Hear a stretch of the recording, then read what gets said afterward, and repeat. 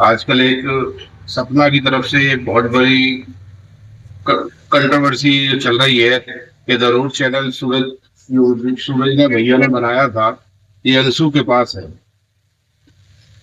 अब किसी के पास भी वो चैनल है, लेकिन ये जो गंदी वीडियो जो सपना के लिए डाली है, आखिरकार वो है तो मेरे बहू। जो गंदी वीडियो अगर डाली है उसको किसी को नहीं डालना चाहिए। मैंने अंशु को भी बोल दिया है, मैंने उन अंशु के मौसा जी को भी बोल दिया है कि सभी लोग साइबर सेल में जाकर के और इसकी बिल्कुल पूरी जांच कराएं, और जिस किसी के पास भी वो चैनल होगा वो अपने आप निकल के आएगा।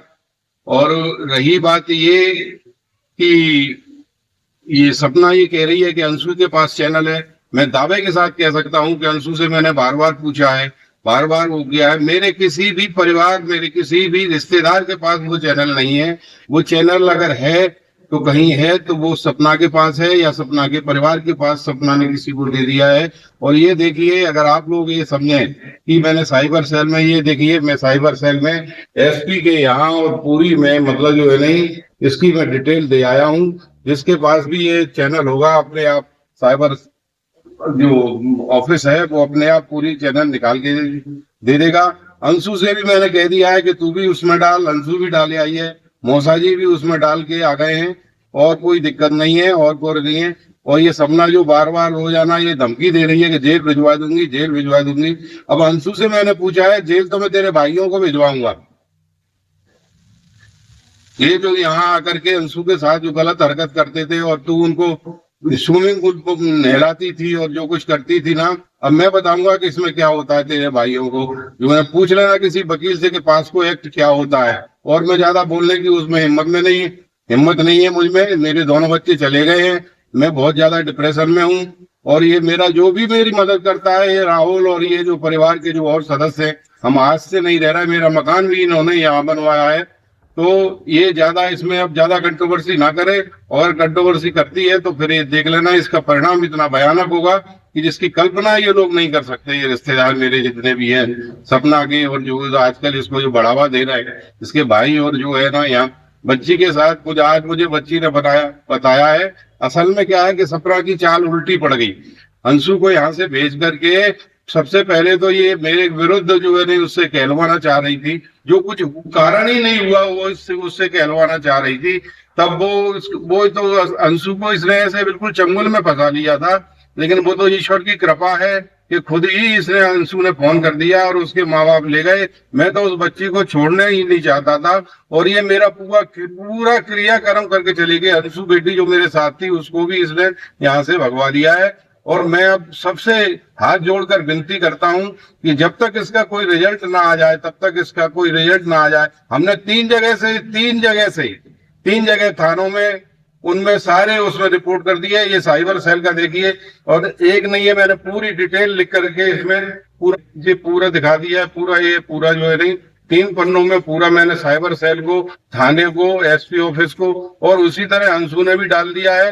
अंशु ने श्योर डाल दिया है, कोई मैं धमकी नहीं दे रहा या कोई बता नहीं रहा मैं किसी को। हमने सारे उसमें जितने भी इसने नाम लिए हैं, और अगर ये निकल के नहीं आई तो कम से कम इसको 10 जगह से मान आने का जो मैंने दावा करूंगा, तब इसको पता चलेगा कि साइबर सेल में झूठ बोलने का परिणाम क्या होता है।